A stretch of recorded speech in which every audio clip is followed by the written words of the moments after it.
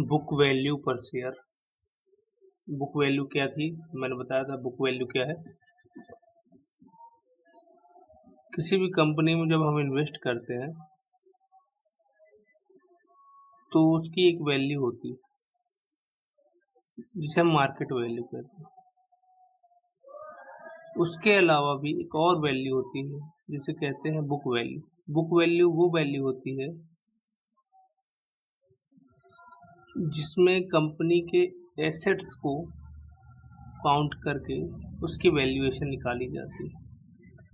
मान लीजिए आपने किसी कंपनी में इन्वेस्ट किया और वो कंपनी बंद हो गई। बंद होने के बाद क्या उस कंपनी की वैल्यू जीरो हो जाएगी? नहीं होगी, क्योंकि कंपनी बंद होने के बाद भी उसका सामान, उसकी जमीन, गाड़ी, हर चीज मौजूद रहती है।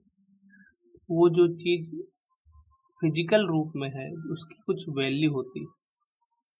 जैसे कि किसी भी कंपनी के पास कोई प्रॉपर्टी होगी, उसके पास ट्रेवल करने के लिए गाड़ी होंगी, उसके पास लैपटॉप्स होंगे, फर्नीचर होगा, कोई बिल्डिंग होगी, तो उसकी वैल्यू रहती है। ये उसकी रियल एसेट वैल्यू होती है, जिससे बुक वैल्यू कहते हैं। बुक वैल्यू पूरी कंपनी की वैल्यू हुई। जब कंपनी बंद भी हो गई उसके बाद भी उसकी वैल्यू जो बचती है उसके एसेट्स के आधार वो उसकी बुक वैल्यू कहलाती है। मगर बुक वैल्यू पर शेयर क्या होता है? जैसे कि आप जानते हैं कि एक कंपनी के बहुत सारे शेयर होल्डर्स होते हैं। शेयर होल्डर्स का मतलब कि हिस्सेदार, पार्टनर। तो अगर कंपनी बंद हो गई, अगर कंपनी बंद हो गई तो सब अपना अपना हिस्सा लेंगे। अगर कंपनी बंद हो गई और वो कंपनी बंद होने के बाद उसके एसेट्स को अगर बेचा जाए, उस कंपनी को बेच दिया जाए, बंद कंपनी को बेच दिया जाए, तो बुक वैल्यू तो मिलेगी। वो बुक वैल्यू किसको कितनी मिलेगी? तो जितने भी शेयर होल्डर्स हैं, जितने भी उसके पार्टनर हैं, सबको बराबर बराबर पैसा मिलेगा। तो किसको कितना पैसा मिलेगा वो जानने का फॉर्मूला है।